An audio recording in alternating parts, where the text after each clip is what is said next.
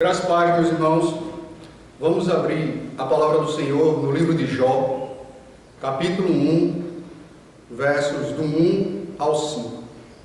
Jó, capítulo 1, verso do 1 ao 5, diz assim o texto sagrado: Havia um homem na terra de Uz, cujo nome era Jó, homem íntegro e reto, temente a Deus e que se desviava do mal. Nasceu-lhe 7 filhos e 3 filhas. Possuía 7.000 ovelhas, 3.000 camelos, 500 juntas de bois e 500 jumentas. Era também muito numeroso o pessoal ao seu serviço, de maneira que este homem era o maior de todos os do Oriente. Seus filhos iam às casas um dos outros e faziam banquetes, cada um por sua vez, e mandavam convidar as suas 3 irmãs a comerem e beberem com eles. Decorrido o turno de dias de seus banquetes, chamava Jó seus filhos e os santificava. Levantava-se de madrugada e oferecia holocausto segundo o número de todos eles, pois dizia: talvez tenham pecado os meus filhos e blasfemado contra Deus em seu coração. Assim o fazia Jó continuamente. Senhor, meu Deus, meu Pai, depois de lida a Tua palavra, nós rogamos ao Senhor que nos ilumine para que possamos expô-la de maneira fiel aos Teus preceitos. Para a edificação da Tua igreja e para a glória do Teu nome, assim nós te oramos, em nome de Jesus. Amém.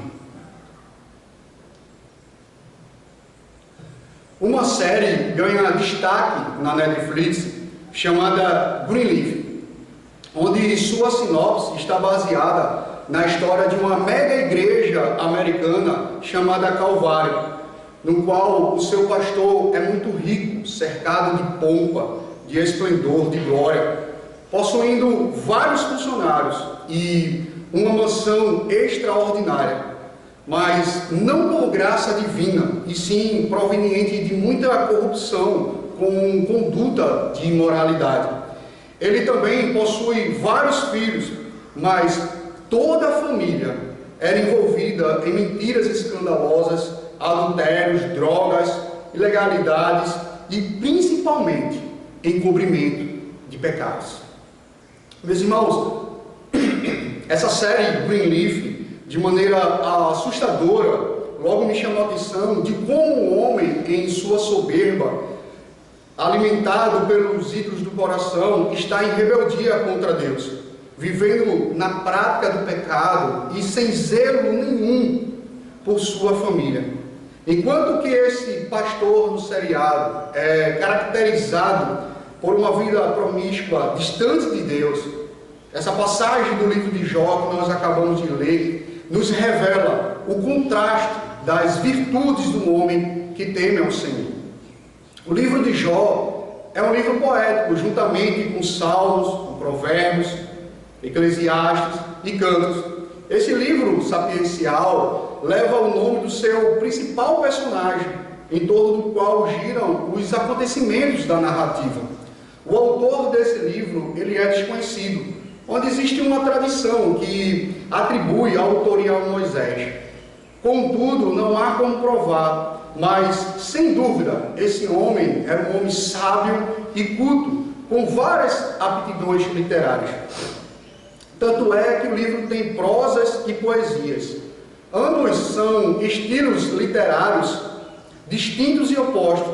Enquanto a poesia tem uma estrutura harmoniosa, com o uso de ritmos, versos e estrofes, a prosa é o texto no seu estilo natural, é o texto corrido. No contexto aqui, é uma prosa narrativa, porque mesmo que a parte central do livro, os diálogos, aqui, sejam apresentados em poesias, porém, tanto no seu final, o epílogo, quanto na parte inicial e introdutória, ambas estão em prosas narradas. A riqueza desse livro nos traz ao conhecimento de um patriarca próspero que vivia na segurança do seu lar. Jó era o seu nome, que tem uma etimologia hebraica que significa como o perseguido ou o objeto de inimizade. Apesar de ter sido tentado posteriormente por Satanás, no qual saiu vitorioso, tendo sua fé recompensada, contudo, o enfoque principal do livro é a sabedoria e soberania de Deus. Todavia, nesse contexto introdutório do livro, no qual nos remete à apresentação do fiel Jó, um homem que, abençoado por Deus com riquezas, com filhos e filhas, com estabilidade moral e espiritual, imperfeito, sim, imperfeito, mas piedoso e totalmente dedicado a Deus e também a sua família, no contexto em que ele vivera. E diante disso, meus irmãos, esse trecho das Escrituras nos propõe a meditarmos nesse momento com o seguinte tema: temendo a Deus em um mundo caído. Temendo a Deus em um mundo caído. E como ser temente a Deus em um mundo caído? Em primeiro lugar, desviando-se do mal. Está no verso 1. Havia um homem na terra de Uz, cujo nome era Jó, homem íntegro e reto, temente a Deus e que se desviava do mal. Meus irmãos, o narrador nos conta que Jó vivia na terra de Uz. Uz era uma extensa região a leste de Judá, talvez à beira do deserto. Entretanto, era uma terra muito fértil, o suficiente para Jó prosperar com seus rebanhos e plantações. Ou seja, uma região propícia à agricultura e à criação também de gado, mas também localizada ao sul, entre Edom e a região norte da Arábia, adjacente a Midian, onde Moisés viveu por 40 anos. Mas aqui o fato que nos chama a atenção, o grande detalhe, é que a terra de Uz era uma terra eivada de idolatria. Jó vivia numa terra de muitos deuses, sem qualquer parâmetro religioso, cultural e moral que o remetesse a uma vida de piedade e à retidão. O reverendo Hernandes Dias Lopes, na sua obra As Teses de Satanás, ele afirma que na sua terra as pessoas adoravam muitas divindades pagãs. Ainda assim, Jó, na contramão da sua cultura, anda com Deus no meio de uma geração mergulhada no pecado, pervertida e má, sendo íntegro no meio de uma sociedade corrompida. Jó se desvia do mal, anda em oposição à imoralidade, porque amava e temia a Deus. Interessante é que, fazendo menção ao nome de Jó, a Bíblia apresenta apenas duas passagens. Uma no Antigo Testamento, em Ezequiel capítulo 14, dos versos do 14 ao 20, onde ele é citado como um modelo de justiça. E no Novo Testamento, em Tiago, capítulo 5, verso 10 ao 11, como alguém que pacientemente confiou em Deus no meio da desgraça e que foi recompensado por isso. Por isso que o texto enfatiza agora algumas virtudes de Jó. Ele diz, homem íntegro e reto. O caráter de Jó é singularmente enaltecido pelas palavras sincero e reto. Esses adjetivos aqui, irmãos, sugerem-nos um homem íntegro, de elevada moral, amadurecido, equilibrado, que possuía uma conduta reta, pessoa de honra, irrepreensível, justo em seu modo de viver. Porém, Jó não é considerado perfeito ou isento de pecado, mas que ele procurava não sair da linha, da retidão, ou seja, se abstendo do pecado. Ele também admite suas fraquezas humanas no capítulo 13, verso 26, quando ele diz, pois decretas contra mim coisas amargas e me atribuis as culpas da minha mocidade. E igualmente no capítulo 14, verso 16, quando ele diz, e até contaria os meus passos e não levarias em conta os meus pecados. O importante e essencial aqui, meus queridos, nós destacarmos também é que Jó, ele faz menção ao evento da queda.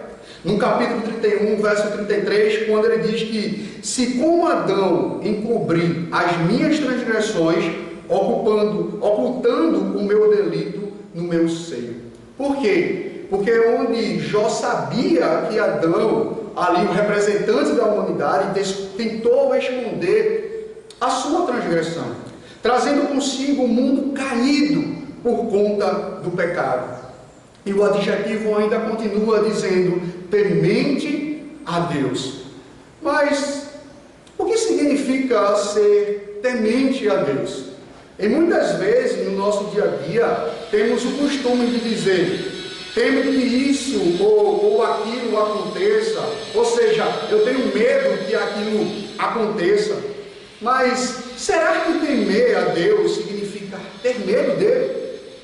A ideia nesse contexto bíblico aqui, o temor refere-se ao respeito, à reverência e submissão à divindade. Jó não apenas era um homem íntegro e reto, temente a Deus, mas que ele se desviava do mal. Observe que nesse versículo, indiretamente nos cabe a pergunta, de que mal o homem deve desviar-se? E a resposta da prática do pecado e também de não ceder à tentação do diabo. Martinho Lutero, um principal personagem da Reforma Protestante, diz que Satanás é como um cachorro na coleira de Deus. Satanás, ele é um ser limitado e ilimitado por Deus. Por isso que entendemos que ele só pode ir aonde Deus permite, nenhum centímetro a mais. E Jó foi tentado, todavia se desviava do mal, em honra, em respeito e temor ao Senhor, pois com o coração sábio, os seus olhos agora estavam fitos em Deus. E Cristo é o pleno padrão de resistência à tentação. A plena resistência da tentação maligna. Em Mateus capítulo 3, quando ele foi levado pelo Espírito Santo ao deserto para ser tentado pelo diabo, ele venceu a tentação, afirmando que somente ao Senhor adorarás e só a Ele darás culto. Onde o primeiro Adão foi vencido no jardim, o segundo Adão foi vitorioso no deserto. Meus irmãos, estamos meditando no tema temendo a Deus em um mundo caído. E como ser temente a Deus em um mundo caído? Em primeiro lugar, nós vimos desviando-se do mal. E em segundo lugar, governando bem a família. Governando bem a família. Estão nos versos 2 ao 4, que diz assim: nasceram-lhe 7 filhos e 3 filhas. Possuía 7.000 ovelhas, 3.000 camelos, 500 juntas de bois e 500 jumentas. Era também muito numeroso o pessoal ao seu serviço, de maneira que este homem era o maior de todos os do Oriente. Seus filhos iam às casas um dos outros e faziam banquetes, cada um por sua vez, e mandavam convidar as suas 3 irmãs a comerem e beberem com eles. Jó, um homem familiarmente realizado, tinha vida com Deus e constituiu uma família para Deus. Diz as Escrituras que Jó tinha 7 filhos e 3 filhas. Os filhos são herança de Deus, meus queridos. Eles são dádivas do Altíssimo. Os nossos filhos são como flechas na mão do guerreiro. Os filhos são presentes do céu, a verdadeira riqueza dos pais, a coroação do amor conjugal. Observe que Deus o enriqueceu com uma família numerosa, uma família saudável e próspera. Os filhos de Jó eram sua maior fortuna, sua maior preciosa riqueza. Atente para o que o narrador descreve. Ele possuía 7.000 ovelhas, 3.000 camelos, 500 juntas de bois e 500 jumentas. Era muito numeroso o pessoal que trabalhava para ele. De fato, Jó era o mais rico de todo o Oriente. Queridos, como era comum no Antigo Oriente, a riqueza dos patriarcas não era medida por dinheiro ou pelas terras que eles tinham, mas pelo grande rebanho, pela quantidade de animais de criação. Então Jó era um patriarca semelhante a Abraão, ainda que vivendo em uma época anterior a ele. Ele era um homem muito rico, ele foi abençoado por Deus e próspero na terra, com riquezas materiais. Agora, alimentado pela teologia da prosperidade, de maneira equivocada do que a Bíblia ensina, aquele que é considerado o pai do movimento Palavra pela Fé, o pastor Kenneth Hagin, no seu livro Novos Limiares da Fé, ele declara: se você pensa que você é outro Jó, isso significa que você vai ser uma das pessoas mais ricas da redondeza. Se você for outro Jó, prosperará. Entretanto, o pastor Alan Pierat refuta essa declaração na sua obra O Evangelho da Prosperidade, afirmando que Jó ele foi declarado inocente, mas assim mesmo perdeu tudo o que possuía, inclusive até a sua saúde. E em reação de confiança e fé, Deus foi glorificado e Satanás ele foi humilhado. Em face do ensino da prosperidade, nunca demais destacar que Satanás foi derrotado não pela remoção do sofrimento de Jó, mas sim por causa da sua fé e confiança obstinada, apesar do sofrimento que ele presenciara. Irmãos, a evidência do amor de Deus não é a prosperidade financeira, mas é a sua eleição e seu amor pactual. Prosperidade e paz eram consideradas sinais do favor de Deus, enquanto pobreza e calamidade representavam um castigo de Deus. Essa tradição tem suas origens na promessa, naquela que Deus ele há de abençoar a obediência e amaldiçoar a desobediência. Mesmo que muitas vezes Deus faça as pessoas prosperarem, a obediência não produz necessariamente uma via de abundância material. Por outro lado, nem sempre a calamidade indica a perversidade. Ao enfatizar a soberania e a sabedoria de Deus, o livro de Jó refuta a limitada ideia tradicional de retribuição. A vida de Jó refuta a ideia de que pessoas ricas não possam ser piedosas. A riqueza não é um pecado, meus irmãos, nem a pobreza é uma virtude. A riqueza, quando honestamente adquirida e debaixo da graça de Deus, é uma bênção. E Jó era um homem realizado em sua vida financeira, em sua vida familiar e principalmente no seu relacionamento com Deus. E o texto continua dizendo que seus filhos, eles iam às casas um dos outros e faziam banquetes, cada um por sua vez, e mandavam convidar suas 3 irmãs a comerem e beberem com eles.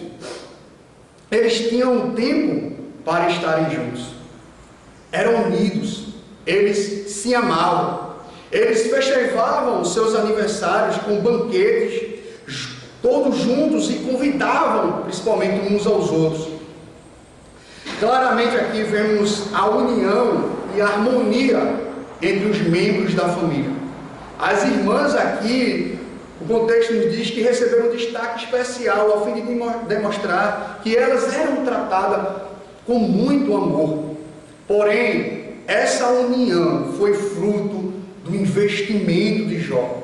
Foi fruto da criação que eles receberam. Um homem que teme a Deus educa bem os seus filhos, governa bem o seu lar. Apesar das suas riquezas materiais, Jó possuía valores espirituais.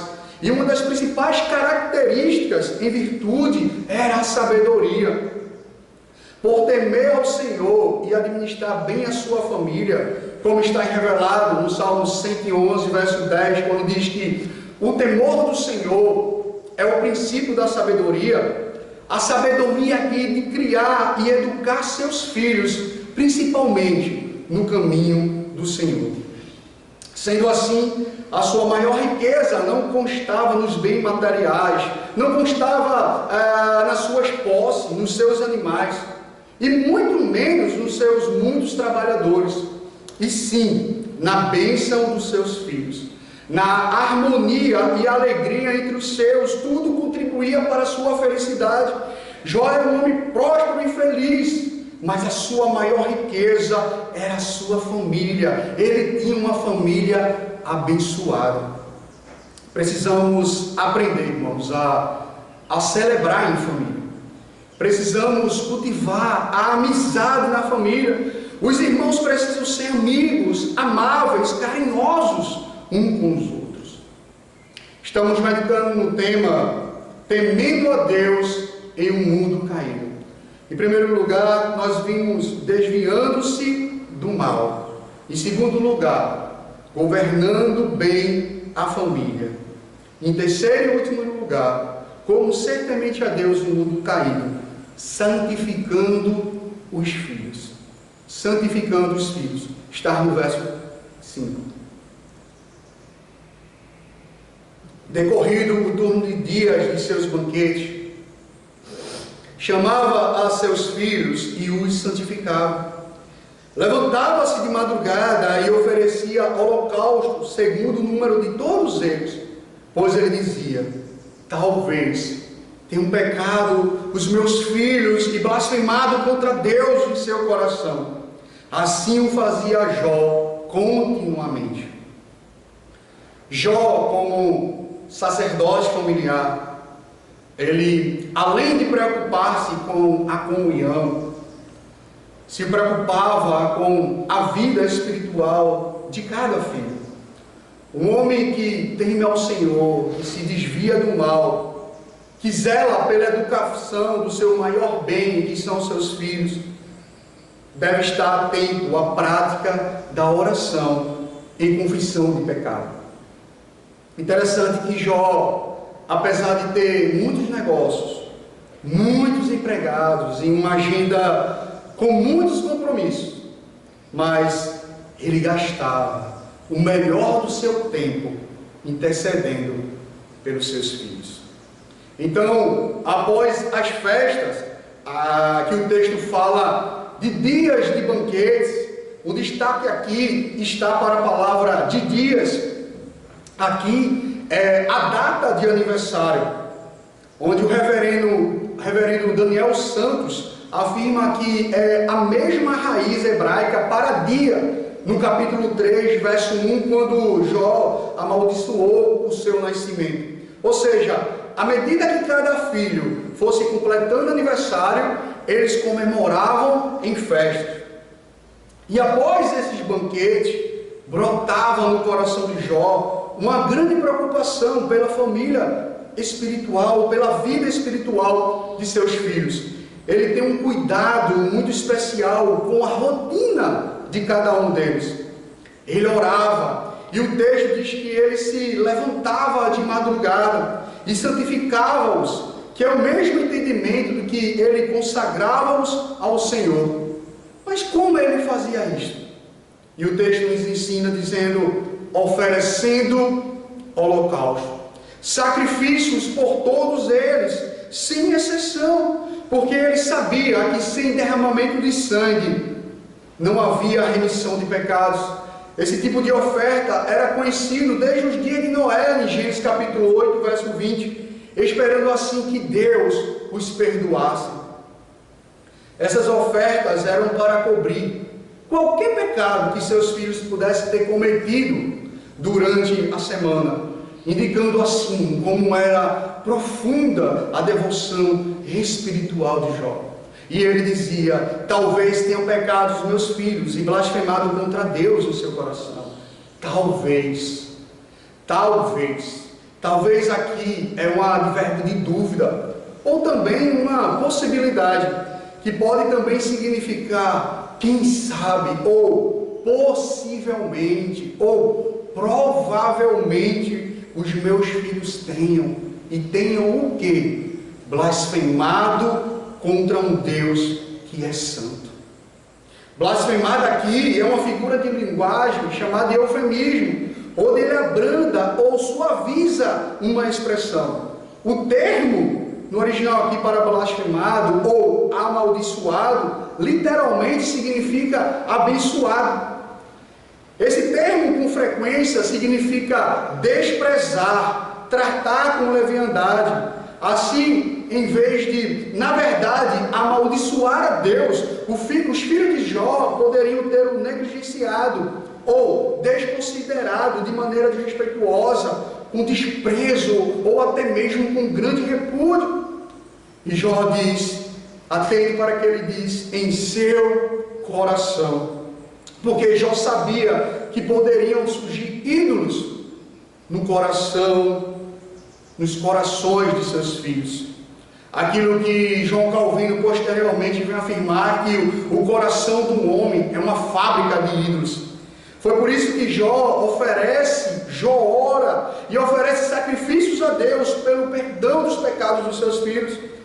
Porém, agora, meus irmãos, colocando os nossos olhos fitos em Cristo Jesus, podemos ter a convicção que Ele, Cristo, é o nosso maior referencial de oração pelos seus filhos perdidos, pelos seus filhos pecadores, sendo ratificado no Evangelho de Lucas, no capítulo 23, verso 33, 34, quando chegaram ao lugar chamado Calvário, ali o crucificaram, bem como os malfeitores, um à direita, outro à esquerda. Contudo, Jesus dizia: Pai, perdoa-os, porque não sabem o que fazem.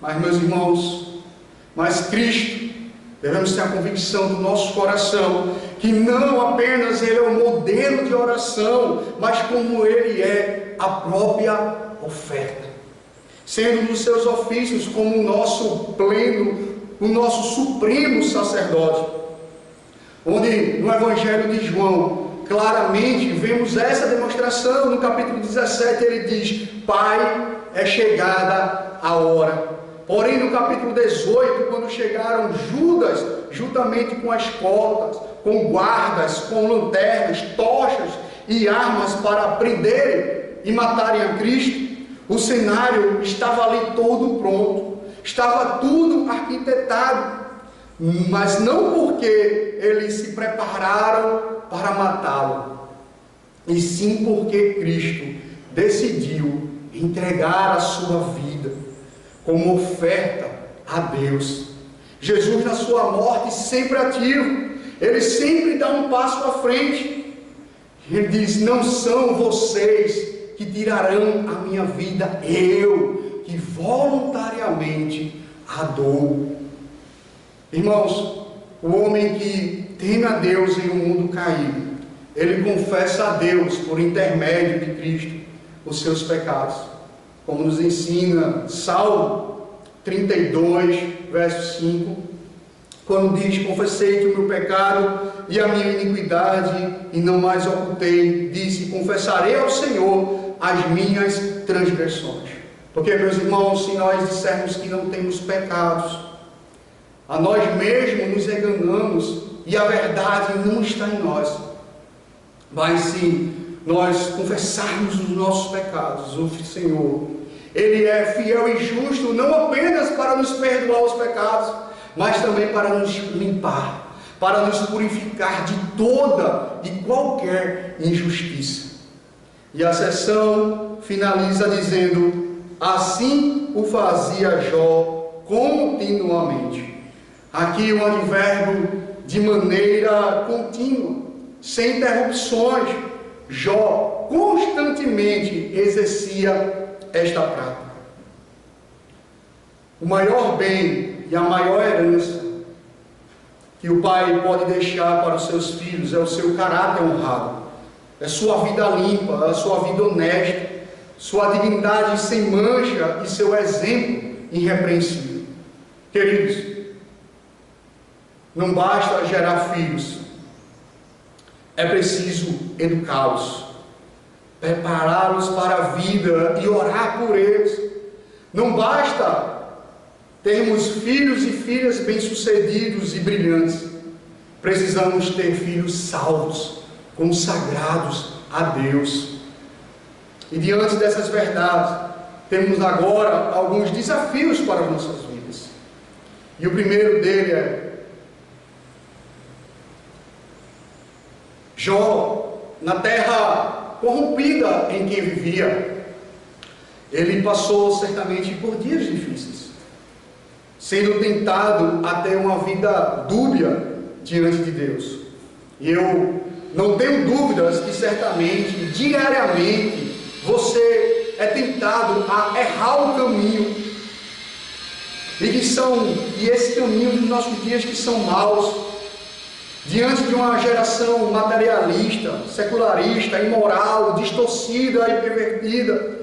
Entretanto, o Senhor espera que você se desvie do mal, que você fuja do pecado, que você fuja da pornografia, que rapidamente você olha no seu celular ou no seu computador, que você fuja muitas vezes daquele seu jeitinho brasileiro, ou até mesmo quando você repudia o seu cônjuge. Lembre-se, Deus espera de você uma vida íntegra e reta. O segundo desafio que nós temos aqui para as nossas vidas, meus queridos, é que os filhos de Jó, eles eram unidos pela disciplina e educação do seu pai. Jó, ele tinha tempo para os seus filhos, mesmo sendo um homem muito rico. Ele não permitiu que a sedução da riqueza tirasse dele sua prioridade, e jamais permitiu que o sucesso roubasse dele o tempo sagrado com seus filhos. Você precisa entender que não se pode trocar a sua presença por presente. Talvez você esteja terceirizando a educação dos seus filhos e o governo do seu lar. Talvez seus afazeres diários tenham roubado o seu tempo com a sua família. Desperte. Você precisa ser vigilante. Você precisa, a cada vídeo no celular, acompanhar o que seus filhos estão assistindo.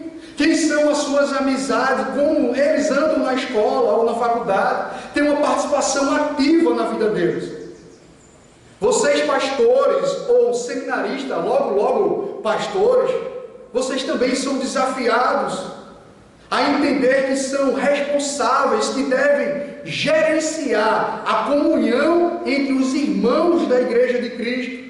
E que por muitas vezes, com tantas atividades paralelas na sua vida, vocês esquecem do seu chamado prioritário, que é cuidar de ovelhas, que é cuidar da Igreja de Cristo, que você deve entregá-las, zelando por suas vidas, pois, indubitavelmente, nós somos unidos como irmãos a Deus o Pai por Cristo. Cristo é a aliança. Em terceiro e último desafio, Jó dizia que talvez seus filhos tivessem pecado contra Deus. Ele não encobria as falhas dos seus filhos. Jó amava seus filhos e orava por eles. E quem sabe você, como pai, tem amado mais os seus filhos do que a Deus.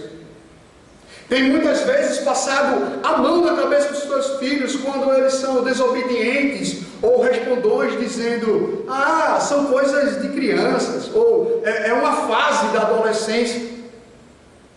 Pecado é pecado e deve ser confessado. Talvez você, como filho, não compreenda que muitas vezes a sua vida é levada pelo Deus da sua vaidade, soberba e presunção. Por achar muitas vezes que é filho de crente, que participa dos cultos, que tem uma vida moral adequada, que não deve estar atento ao pecado contra Deus em seu coração. Fiquem alerta aos ensinamentos do homem ou da mulher que ora por você, para que tenhas uma vida distante do pecado, não aceitando seitas e heresias, e muito menos trocando o evangelho pleno do Senhor, o evangelho pleno do nosso Senhor e Salvador Jesus Cristo, pelo evangelho coach ou da prosperidade, apenas para satisfazer seu ego e encobrir os seus pecados. Por consequente, mesmo a série da Netflix chamada Greenleaf, trazendo a triste realidade de como o homem é corrupto em seu coração, maquiando o pecado e desprezando Deus.